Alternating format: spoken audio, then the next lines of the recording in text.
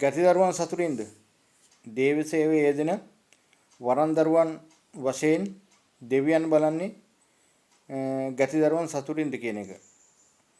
පුතේ ඔයාලා යම්කිසි කෙනෙක්ගේ රෝගයක් සුවපත් කිරීමේදී දෝෂයක් ඉවත් කිරීමේදී යම්කිසි වැඩ කටයුත්තක් කරලා දීමේදී දෙවියන් බලන්නේ මුලින්ම මුදල් ගන්න එකද නොමිලේ කරන එකද ටිකක් අරගෙන එකද කියන එක නෙමෙයි. මේ දරුවා ඒ සේවය කළ දෙන්නේ සතුටෙන්ද කියන එකයි. මොකද අපි කරද්දී අපේ සතුට තියෙන්න ඕන, අපේ ඇත්තටම බත්තිය තියෙන්න ඕන.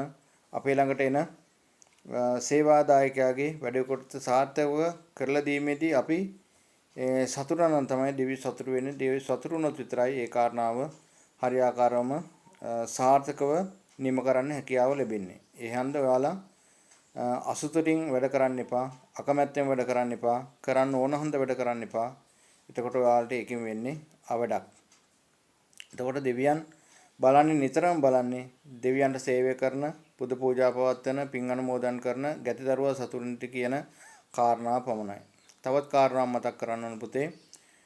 ඔයාලා ඍණ අදහස් දරන අය අනිවාර්යයෙන්ම අයින් කරන්න, යාලත් එක්ක තරක කරන්න යන්න එපා, කතා කරන්න යන්න එපා, පැහැදිලි කිරීම කරන්න යන්න එපා. මොකද සමහර අය වරන් සම්බන්ධව නොදැන වරන් ගැන කතා කරනවා. අම්මා මෑණිය ලෝතර බුදු පියාණන් වහන්සේ කෝටි ලක්ෂයක් ලේ ආඥාව පැතුරුවත් ලෝකේ ඊටමත් රටවල් කීපයක පමණක් තමයි ආගම බුද්ධ ආගම පැතිරලා තියෙන්නේ. ලංකාවෙත් මහ ජාතිය අතර සිංහල ජාතිය අතර පැතිරලා තියෙනවා. අන්නාමිකයන් සුළු වශයෙන් තමයි ආගම වැළඳගෙන තියෙන්නේ. එහෙමනම් ඒ වගේ මහා බල සම්පන්න බලගතු ආගමක් ඒ වගේ කොටසක් වැළඳගත්තා නම් වරම් වලින් වැඩ කටයුතු කරන අය සහ වරම් සම්බන්ධව වැළඳ ගැනීම ඉතාම අඩු වෙන්න පුළුවන්. නමුත් ඒ කාලේ ඉඳලම මේ වරම් කටයුතු කරගෙන ඇවිල්ලා තියෙනවා. ඒක වැළඳගත්ත කොටසක් ඉන්නවා. දෙවිවරු වැළඳගත්ත කොටසක් ඉන්නවා. දිව්‍යංගේ පිටගත්ත කොටසක් ඉන්නවා. ඒක නතර කරන්න බෑ. ජ්‍යොතිර්විද්‍යාව වගේ තමයි. ජ්‍යොතිර්විද්‍යාව වරම් ශාස්ත්‍රයේ මෙලාකට වියකිලා ගිහිලි ඉවරයි.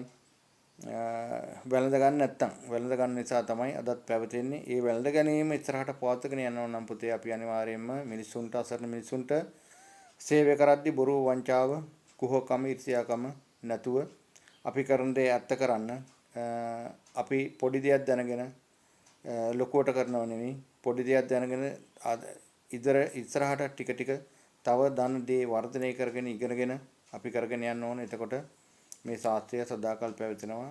අපිත් ඉස්සරහට මේක රැකලා දෙන්න ඕනේ. ඒ හන්දා බොරු වංචාව නම් කරන්න එපා. අනිවාර්යයෙන්ම දන්න දේ දන්න විදිහට ඇත්ත කරන්න. එතකොට මේ ශාස්ත්‍රය සදාකල් පවතිවි. එහෙමනම් ඔයාලගේ වින දෝෂ තියෙනවා නම් ශරීරේ භූමි දෝෂ තියෙනවා නම් ඒ වගේම බහිරව දෝෂ තියෙනවා නම් කරපු වින තියෙනවා නම් පැන්නුම් මාලා ආදී ඕනම දෙයක් වෙදකම් පැත්තෙන් අවශ්‍ය කරන හැමදේම මේදී සූපත් කරනවා. ඒකට වෛද්‍යතුමිය සෑහෙන කැපවීමක් කරනවා. ඉතින් හන්දා ඔයාලට සම්බන්ධ වෙන්න පුළුවන් කතා කරන්න. WhatsApp නම්බර එක normal number මේ සඳහන් කරනවා.